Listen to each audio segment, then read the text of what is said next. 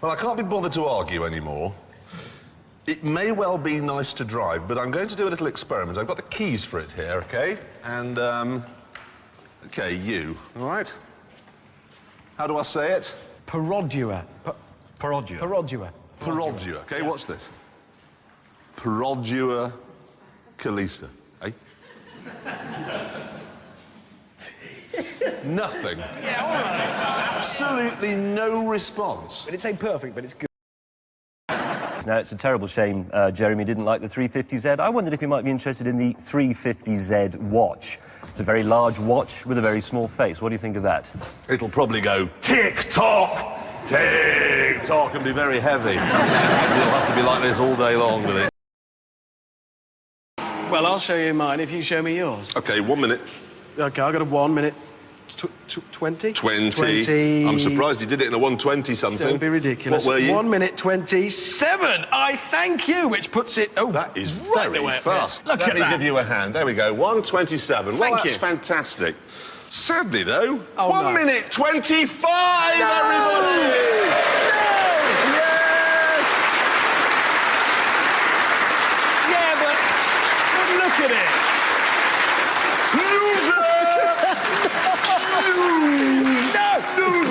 That's going to be wing. Loser.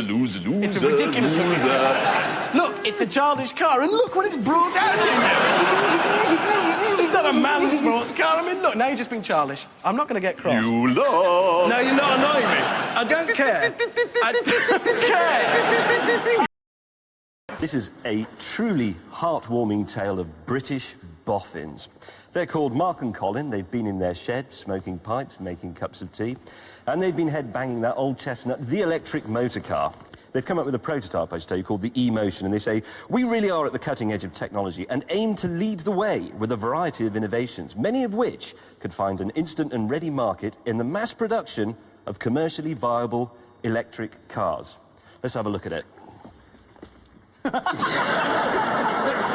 It's a rubbish thing. It's got a fridge freezer. And what's this on the top? I said, Mark, hang on, we've forgotten the windscreen. Can you just lend us your crash helmet? I like they obviously made it blunt at one end with the fridge freezer. Well, it's a and then fridge thought, freezer. Oh, let's make it pointy, then it's aerodynamic. Look at that. It has got some way to go before it becomes a viable four-seater family car, isn't it? If you want to invent something, invent another Concorde. It was... Can I do one now? Yeah, what I've have you got two. Right, Porsche have a race championship going on this year in this country called the Porsche Carrera Cup Great Britain. The reason this is of interest to us is that they are producing a road-going version of the car that competes in that. It's the 911 GT3. They've done GT3s before. This is the new one. I can have a look at it, I think. It's a stunning-looking thing, and it's not just the looks. It's 381 brake horsepower, 0 to 60 in 4.5 seconds. It will cost you 72 grand, but it's real racetrack-type technology. I get confused with 911s. I never know where they all go. Is that a turbo? No, that's not. That is normally aspirated. So, wait a minute. The GT2's a turbo? Yes. And the turbo's a turbo, obviously. Yes. Why is a GT2 not a turbo, if it is a turbo? But it is a turbo. The GT. Yes, why is it called a GT2 and not a turbo? Because the turbo's called a turbo. You couldn't have... You see? Does anybody here understand the 911 range? No? They're bored, aren't they? Yes. They've been making the same car for 13 years, and all they think to do is, well, call that one a GT3 and that one a GT2, and I'll have a turbo, a GT2, I'll have a GT1, a 959, put the engine in the back. God, it must be fun going into a Porsche dealership. Have a 911. It'd be like ordering breakfast in America. I just want eggs! Stop You messing around and give me a Porsche! Get this, if you're feeling even more wealthy, for £330,000, another Porsche from racing. Look at that, the Carrera GT. We've been waiting for this since 2000. We first saw it at Paris Motor Show. That is it's glorious. Absolutely stunning. Glorious. Look at this, look at this, look at this, look at this. Oh! V10, 5.7 litres, 612 brake horsepower. How much is it? It's £330,000, Jeremy. What? What? No, you're supposed to go... Okay. I've got a safety thing that I want to do. Oh, good. Yeah, no, look here. It's this green thing. And it is? It's a hearing aid. Funky hearing aid. I'm deaf, nice. but I'm funky. Look at that. It's a special device for making you look like a total Burke. Yeah. It works The thing well. is you put it on your head while you're driving along, and then, if you're not off, you fall asleep, ready? Yeah, Jeremy, that's safe. Well done. I think that's safe. Just before we get carried away, though, I've spotted a couple of drawbacks with this.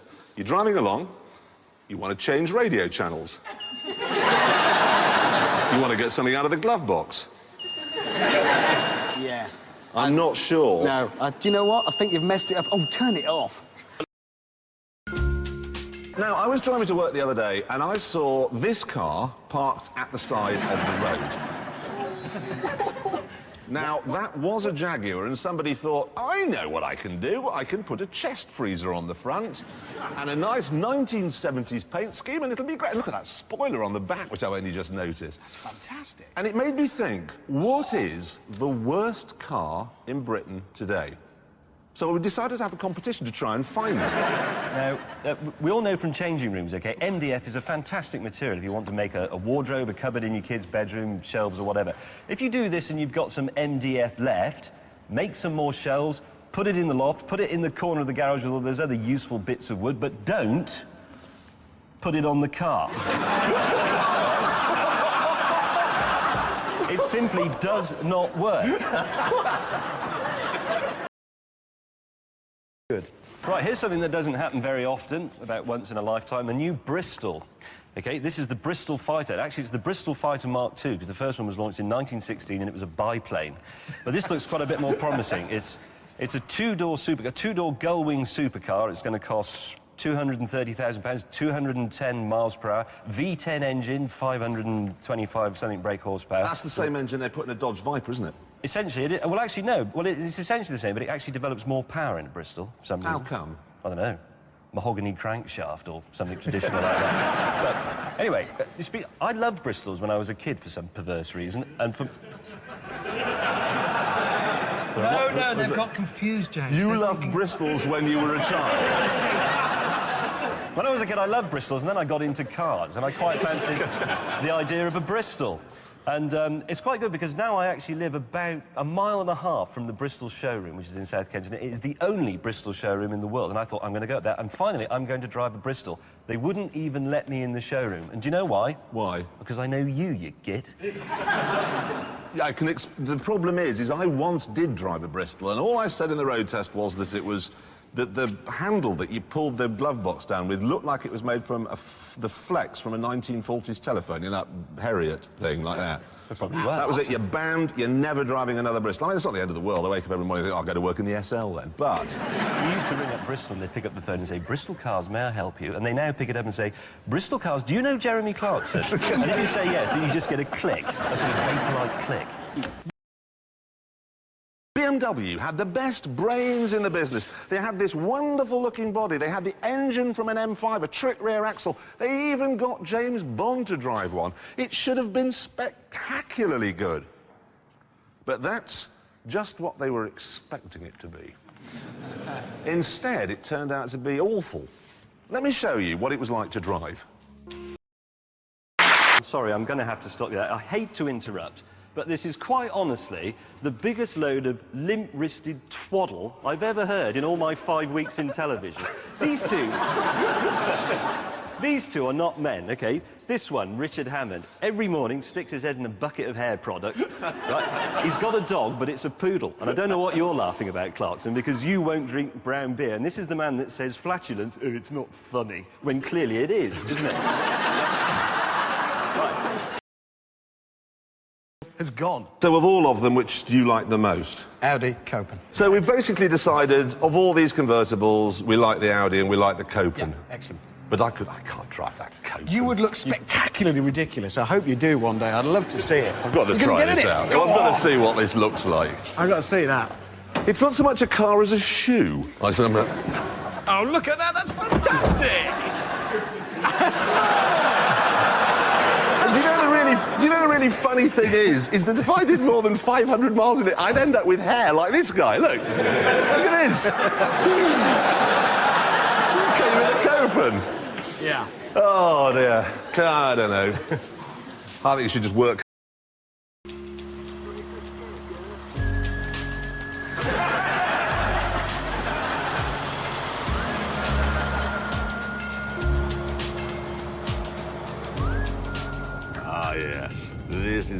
exactly what a Z8 feels like to drive. There's that same sense of, ooh, what's going to happen next?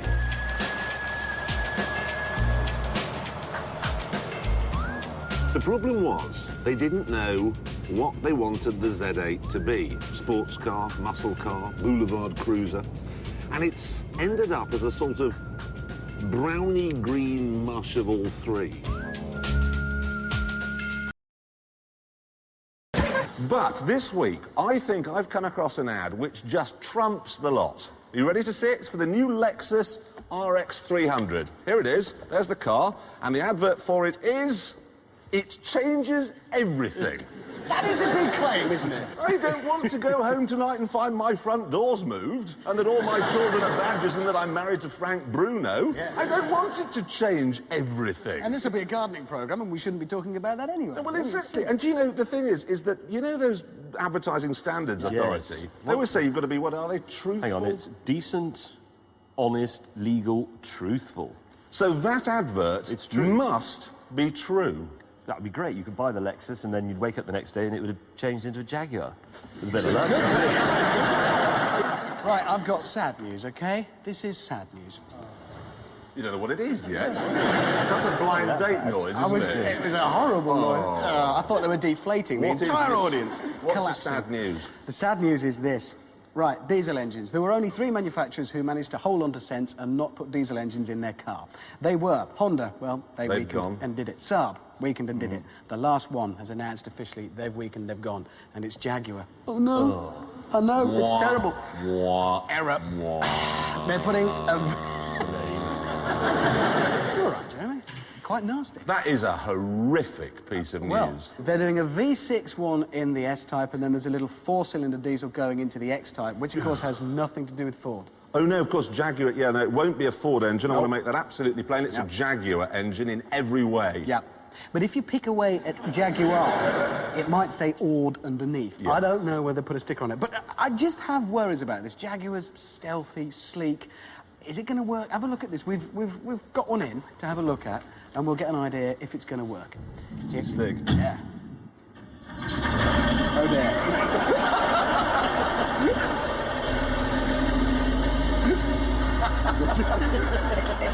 That's simply not going to work, is it? It loses something, doesn't it? Oh, beautiful. Just hearing it pass. That is not going to work. And, I've got a report here from the Observer. Drivers are facing the biggest revolution in the history of British motoring. It's the Lexus again. It's changed everything. Yes.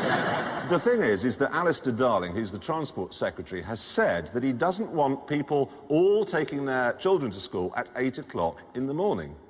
Well, now, look, darling, that's kind of when school starts. You know, it's not like you take your child to school and say, well, I'm going to take it at 3 in the morning because it's nice and quiet.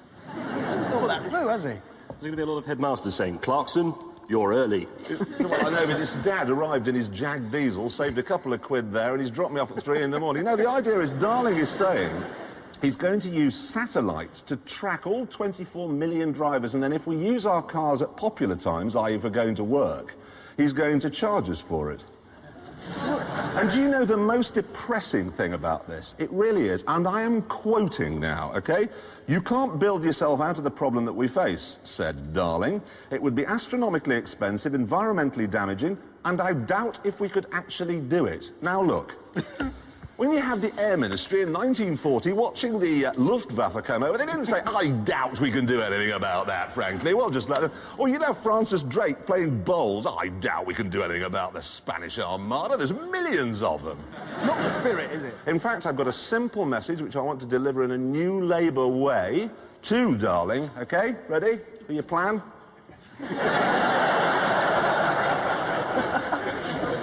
I've never read...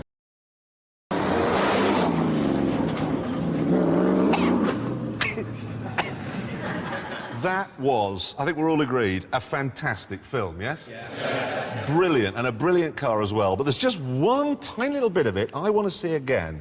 May we? What a feeling! I am a driving god! I am a driving god. When you take a dog for a walk, I am a dog-walking god.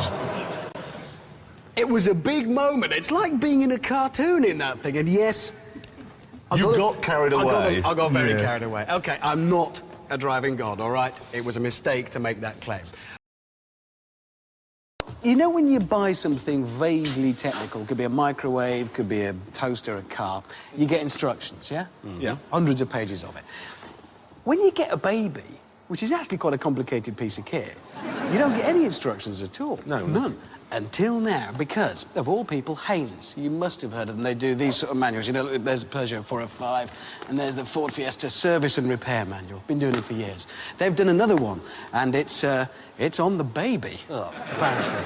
They're doing one on the baby. A Haynes manual for babies. That's the most dangerous thing I can think of. I have reservations. The sort of people who buy those manuals are the sort of people who think they know better than the experts. Yes. This baby's got a leak out of the barrel. Brown stuff. I put the sump plug in. There we go. That's better. Stop that. It's just not the place for amateurism. This is fantastic news for British medicine. You know, we've had all that test tube baby stuff. Let's have the first baby born in an inspection pit. Yes. Well, advanced medical science. No, it's the notion of, no, I'm not going to take you to the hospital. Come down to the shed. Bring the plunger, I'll do a Von Tusen delivery for them. There we go, that's got it out. No problem. You know what's always worried me about Haynes manuals is this thing. You've got these little pictures. I'm sure you're all familiar with this, and you get the oily hand of Haynes in the picture. Do you want that in the caesarean ward? No. Exactly. What gets me is when they made it, because the way they make this, it's quite simple. They get some bloke, Derek, whatever, beard, spanner, and they get the car in and he takes it apart and they take photographs. And they must go through like a, well, when you've done a Ford Fiesta,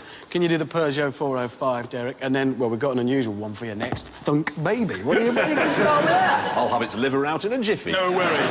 I've got news of a fantastic new car alarm from Cobra. Now, this is very, very high-tech. Anywhere your car is in Europe, this system, linked to satellites, it knows exactly where your car is. And if your car is stolen, it will send you an email, a text message, or a fax.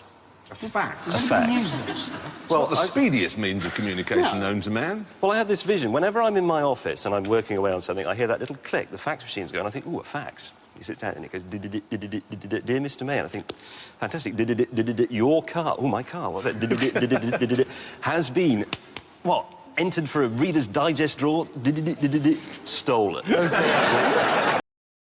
Such rubbish. People will tell you this in the pub all the time. You take the top of your convertible car, you drive it in the rain, you get above a certain speed and you're fine, you don't get wet. It's rubbish. I'm soaked. I'm not sure this is such a smart idea. Why, do you think they just think we're a pair of screaming... Well, exactly. Yes. I'm gonna have to put the roof up. Ah! Stop! What happened? I've had enough. It's got a squall in my face.